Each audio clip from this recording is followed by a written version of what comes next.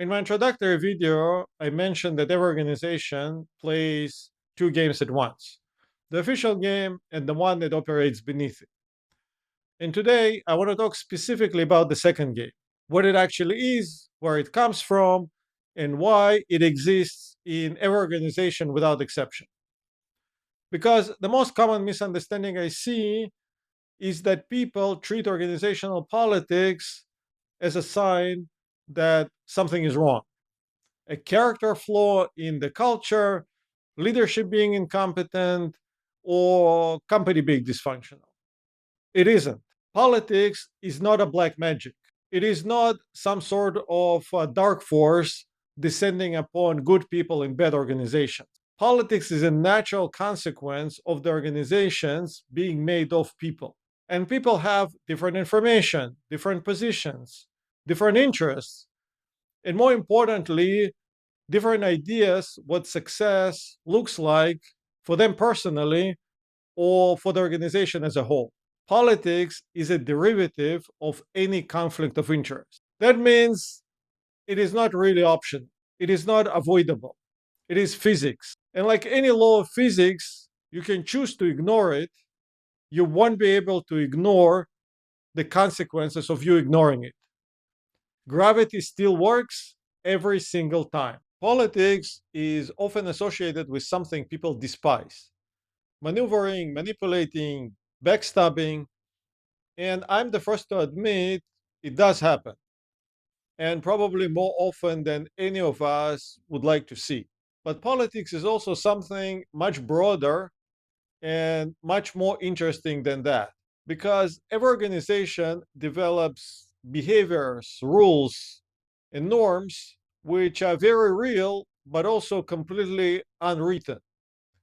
They come from people, from the history, from the founders, and form unique culture for that specific organization. I once worked for a company where using profanity in any meetings on all levels, including meetings with CEO, was completely acceptable, practically a norm.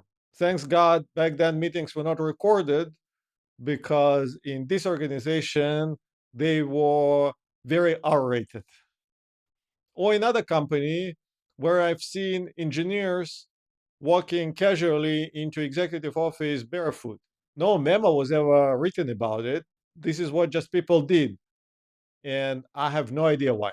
But imagine walking into the office on your first day, not knowing all these unwritten rules, or even worse, bringing the rules you got used to in your previous company with you, and you already made an impression without saying a word.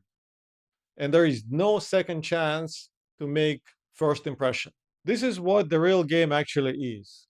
Not just the politics in a stereotypical negative sense, but the full invisible layer of how an organization operates.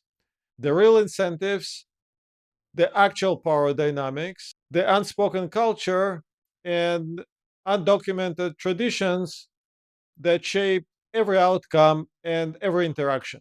There is this advice people sometimes get: just keep your head down, do good work, and stay out of it. It may be well intended, but it is a partial truth. And like any partial truth, it could be very dangerous because it creates an alternative reality in your head. And when people stumble upon the real world, they may get really hurt, especially when they are unprepared. This knowledge brings clarity to the things that previously seem random or unnecessary personal or simply inexplicable. The behavior that seemed irrational starts revealing its logic, or the decisions that may have seemed arbitrary start showing their patterns, or the situations that seemed chaotic now could actually make sense. Only then you can actually decode the organizational game and eventually master it. And as I said, you don't have to enjoy the game. You have to be aware the game exists and understand the basic rules it runs on. So, this series is my personal journey understanding the game. And I want to share a few things with you. Real stories from my own experience, the situations I have encountered, the decisions I've made, the battles I won when I got something right, and the battles I lost when I got it wrong. Also, some observations about patterns and signals I've seen repeating themselves everywhere and what they tell you beyond the official narrative. Full series is here on this website and also on YouTube. New story every week. I don't think I will run out of stories anytime soon after 30 years in the industry. Please subscribe to my YouTube channel so you won't miss the next one.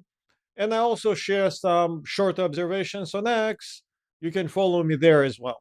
By the way, if you have an idea about something you want me to discuss or cover in this series, please drop me a line, leave a comment, or DM. I read everything. And if you're navigating something you don't fully understand right now, book a free discovery call. It is a real conversation, not a sales pitch. I want to understand what you're dealing with and what you're going through. See you in the next one.